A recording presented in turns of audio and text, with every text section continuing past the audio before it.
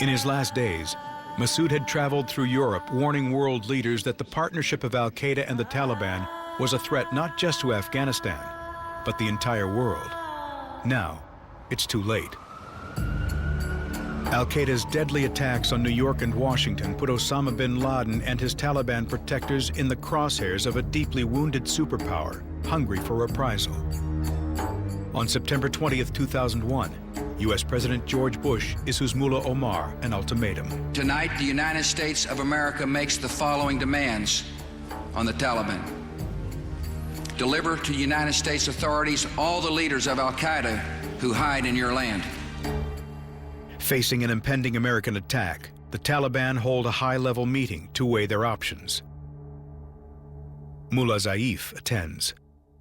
I wanted to convince Mullah Muhammad Omar for some way of solution because I was confident that Afghanistan will be destroyed and captured by America. Omar's closest confidants say the Taliban leader is completely unprepared to deal with the crisis. But Taliban did not know that bin Laden was planning these attacks. Mullah Muhammad Omar swear that he said, I didn't know about September 11 and who was behind of that.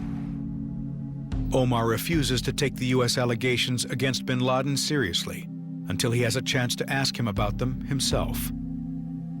He said, I called to Osama bin Laden and I met with him. I told him, you are involved with that or not? Osama bin Laden, Mullah Omar. Osama said that he had not had a hand in the matter. He said the plan had not been made in Afghanistan and that what the U.S. was saying was not true. It was just to put pressure on the Taliban. Omar and bin Laden's relationship has been complicated from the beginning. They are strong allies, but bin Laden occasionally acts without the Taliban's knowledge or tacit permission. Still, Omar hesitates to turn over the Al-Qaeda leader to the United States without clear proof of his crimes. And Mullah Muhammad Omar said, this is not suitable for us to do, this kind of treatment with our brother. He said, without any evidence and proof, I am not able to extradite Osama. That was his policy, which he was explaining in front of me. Omar decides to abide by his Pashtun upbringing. Bin Laden is his guest, and when Pashtuns receive a guest, they are bound by honor to protect them with their life. Mullah Omar said half of Afghanistan was destroyed by the Russians, and if the other half is destroyed by Osama, I'm ready for it.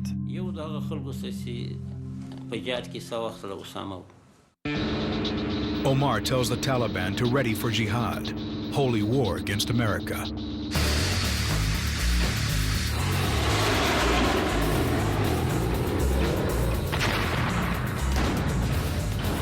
October 7th, 2001, the United States launches Operation Enduring Freedom, a military campaign to depose the Taliban regime, destroy Al-Qaeda, and capture or kill Mullah Omar and Osama bin Laden.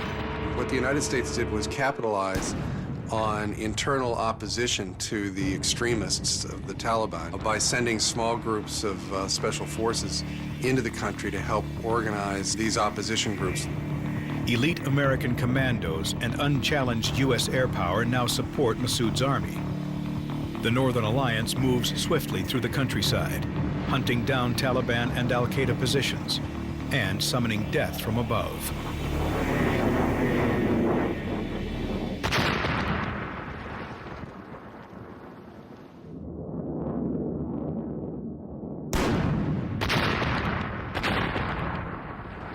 Mazar-e-Sharif is the first city to fall. Afterwards, U.S. troops and the Northern Alliance liberate the cities of Herat and Kabul in quick succession. Less than a month later, U.S. forces overtake Kandahar, Mullah Omar's headquarters, and the final Taliban holdout. They came to my house and they captured me for 1 year and 10 months. I was in the detention of America, until I was released from Guantanamo. American troops take Taliban and Al-Qaida prisoners by the truckload and ship them off to an uncertain future as enemy combatants. But Osama bin Laden manages to escape. Mullah Omar also eludes U.S. forces, despite a $10 million bounty on his head. With Kandahar under siege, the Taliban leader manages a transmission to his followers. The Mullah Muhammad Omar that he will be continuing struggle for his life. When he was talking with the Taliban by talkie-walkie radio, he can't do that. Right now, we should be quiet and we should be again in the ground against the American. Omar tells the Taliban to put down their guns and go back to their homes until the time is right. He promises to wage an insurgent campaign against the foreigners. Then Omar vanishes into hiding. People were saying Taliban are history. Taliban are gone. We fell for what foreign invaders in Afghanistan always fall for. We take the cities, and we took that as a sign of victory. And now Taliban have had 5 years to basically regroup and rearm and retrain.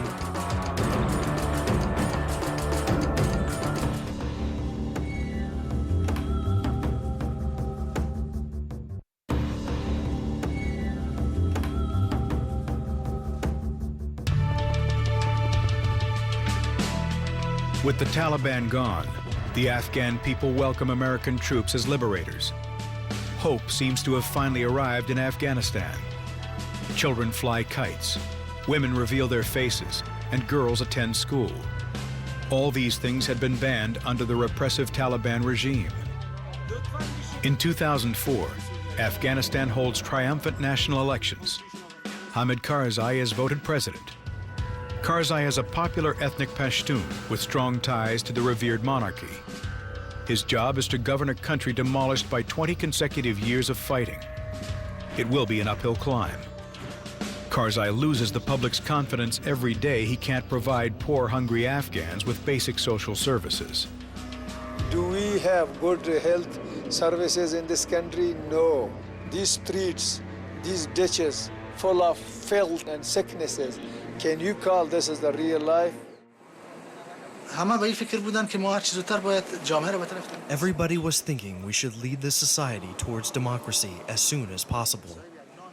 But if you don't give somebody a piece of bread, how can he feel democracy is better than dictatorship? When he doesn't see a change in his life, how can he believe Karzai is better than Mullah Omar? Karzai's popular support quickly fades. Afghans are especially angry about the makeup of his parliament, which includes several notorious figures from Afghanistan's past. There are former communists from the days of the brutal Soviet occupation, notorious Mujahideen warlords from the Civil War era, and even several former Taliban.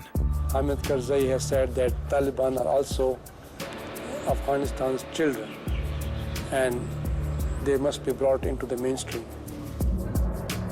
But many Afghans refuse to be ruled by men with blood on their hands. Karzai struggles to extend the reach of his government beyond Kabul. Outside of the capital, Afghans watch many of the country's same old problems resurface. Drug smuggling, gun running, and warlordism. Local commanders empowered by Karzai to help with security are instead linked to serious human rights abuses. A US-led coalition tries to keep the peace, but only manages to slow Afghanistan's descent into chaos. Some Afghans actually argue that they were safer under the Taliban.